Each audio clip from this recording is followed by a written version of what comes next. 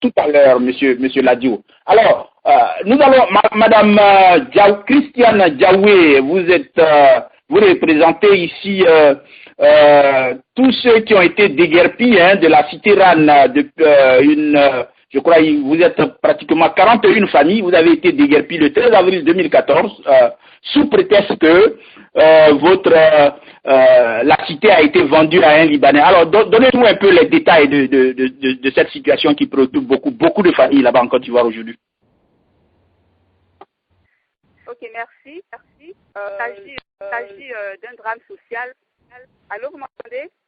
Oui, mais vous êtes à côté d'un computer, d'un ordinateur, si vous pouvez vous éloigner un peu, parce qu'on vous entend en écho. Ok, alors je disais qu'il s'agit d'un drame qui se joue à la cathédrale de zone 4, dans la commune de Marcory. Voilà. En effet, des personnes, précisément 41 familles de cheminots, de plus de 1500 membres au total, ont été déguerpis de leur cité de la manière la plus violente qui soit. Voilà. Et lors de l'opération de déguerpissement, on nous a signalé la présence on a signalé plusieurs forces en présence, notamment des loupards et au moins 8 brigades de gendarmerie et aussi un hélicoptère qui sillonnait le ciel en vue de superviser l'opération. Voilà, on note également des viols, des pillages, des vols, etc. Vous voyez que l'opération de déguerpissement a été faite dans un climat de guerre. Voilà. Alors, est-ce que ceux qui vous ont déguerpi n'avaient pas ce droit de vous faire partir de là, Madame Diawé? Non, pas du tout. C'est un acte de vente qui est complètement faux. Hein? La société qui est habilitée à vendre cet espace-là ne reconnaît pas qu'elle a vendu à M. Omaïs, qui est l'opérateur économique qui a brandi un acte de vente voilà, comme justificatif pour déguerpir ces populations-là de la cité. Voilà. Oui, mais est-ce que, bon, ok, vous dites que l'opérateur dit avoir acheté justement cette cité, c'est pas ça? Oui, mais la SOGEPI a fait récemment, a donné une conférence de presse dans laquelle elle dégage toute responsabilité. Donc l'affaire est au tribunal. Voilà, nous attendons. Mais de toute façon, la cité, elle ne vous appartenait pas parce qu'on nous a appris comme ça que il y a certaines cités qui ont été vendues aux criminels, mais la cité dans laquelle vous étiez, par exemple, de laquelle on vous a déguerpi, était en cours d'être achetée par les familles des cheminots qui ont été. Au fait, vous ne l'aviez pas encore acquise, c'est pas ça? Non, nous ne l'avions pas encore acquise, la cité. Mais en 1995, voilà, une promesse de vente avait été faite. Je précise que moi, je ne fais pas partie des familles de ces cheminots-là. Hein. Donc, en 1995, voilà, une promesse de vente avait été faite par l'État de Côte d'Ivoire. Cette promesse de vente n'a pas encore été annulée. Voilà, alors on ne peut pas vendre la cité à quelqu'un. Et voilà. Oui, mais vous parlez de promesse de vente, c'est-à-dire les gens avaient promis vous vendre jusqu'au jour où on a décidé. Oui, mais tant que la promesse de vente n'est pas annulée, on ne peut pas procéder à la vente. C'est pas possible. Oui, c'est ce que. Oui, mais c'est ce que je suis en train de dire. Entre la promesse qu'on vous a faite de vous vendre la cité et celui qui est venu la vendre, enfin celui qui est venu l'acheter.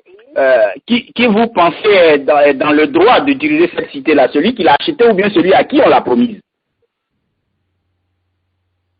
Bon, de toute façon, j'ai vraiment pas envie de rentrer dans certaines considérations, hein, parce que bon, le plus important aujourd'hui, c'est de venir en aide à ces populations-là et c'est ça. C'est ça. Mais ceux qu'on a mis dans la rue, est-ce on les avait prévenus qu'on devait les déguerpir de là? Oui, on les avait prévenus, mais longtemps avant, pas quelques jours avant que l'opération de déguerpissement ait lieu. Voilà. Ok, donc aujourd'hui, vous dites, il y a combien de familles qui se retrouvent dans la rue, vous dites? 41 familles de 1500 personnes, 1500 membres au total. Wow. C'est le dénouement le plus total. Dans le dénouement le plus total, les enfants ont été recueillis par une église et ils sont tous malades. La boîte à pharmacie de l'église est complètement vide. Les enfants souffrent. Il n'y a personne pour les aider. Il n'y a vraiment personne pour les aider. Et les parents, c'est pareil. Il y a des personnes âgées qui souffrent de maladies liées à leur âge, mais qui n'ont pas de moyens de se soigner. Voilà, c'est vraiment terrible. Ils sont dans la tourmente. Voilà, ces familles qui... Oui. Et ça, le gouvernement de Côte d'Ivoire qui est supposé faire le bien de la population, faire de sorte que la population vive très bien. Est-ce que le gouvernement est informé de tout ce que vous vivez aujourd'hui? Le gouvernement est informé, mais il reste silencieux, étrangement silencieux. Donc, on espère que dans les jours à venir, il réagira.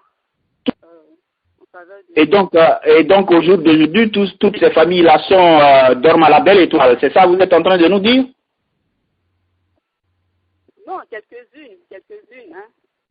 Quelques-unes, celles qui n'ont vraiment nulle part où aller, se réunissent là-bas, et voilà, elles dorment là-bas. Oh, vraiment, ok.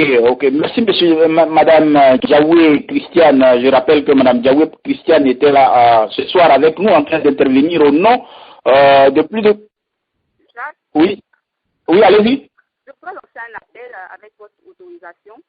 Oui, justement, allez-y, oui, c'est ce que j'allais vous dire. Je suis juste en train de rappeler que vous êtes en train de parler au nom de toutes les familles qui ont été déguerpies à la Cité Rane en Côte d'Ivoire, et qu'aujourd'hui, toutes ces personnes, de nombreuses familles dorment à la Belle Étoile à Abidjan. On les a pas prévenus juste avant de mener l'opération, et comme ça, tout est arrivé comme ça d'un seul coup, et puis toutes les familles se retrouvent dans la rue. Alors, madame, allez-y si vous avez un appel à lancer aux bonnes volontés. Allez-y. Oui. En fait, nous avons reçu déjà quelques dons en vivres et en non-vivres, en espèces aussi de la part d'une ONG française et d'un couple suisse, voilà, qui ont été sensibles à la cause de ces Ivoiriens-là, qui se retrouvent aujourd'hui à la rue.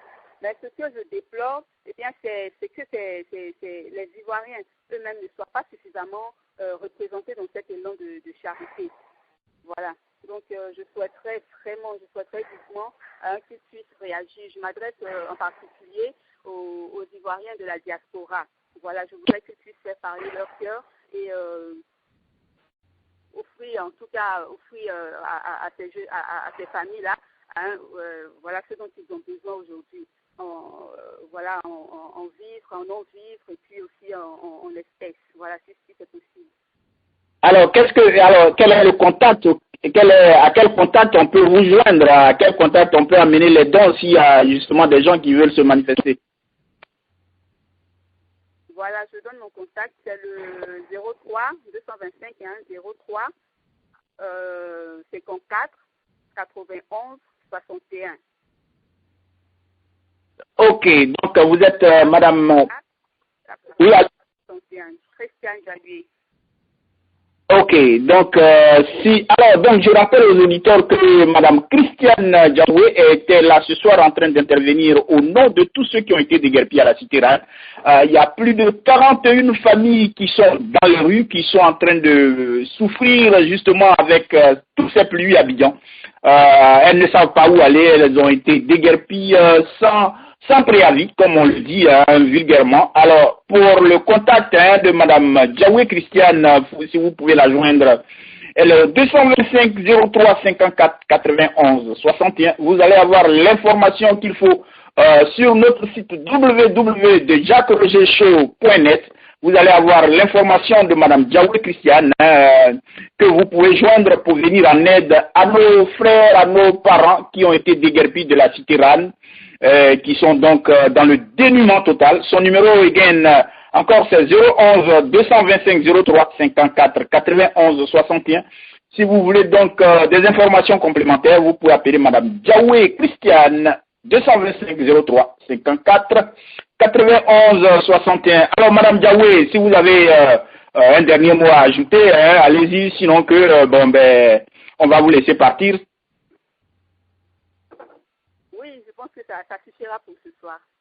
Ok, merci beaucoup, Madame Diawé. Merci, Madame Diawé. Je rappelle que vous écoutez. Oui, merci, merci et bonne nuit à Abidjan là-bas. Beaucoup de courage hein, avec tout ce qui se passe. Merci beaucoup. Oui, je rappelle aux auditeurs que vous écoutez Diaspolitique, l'émission.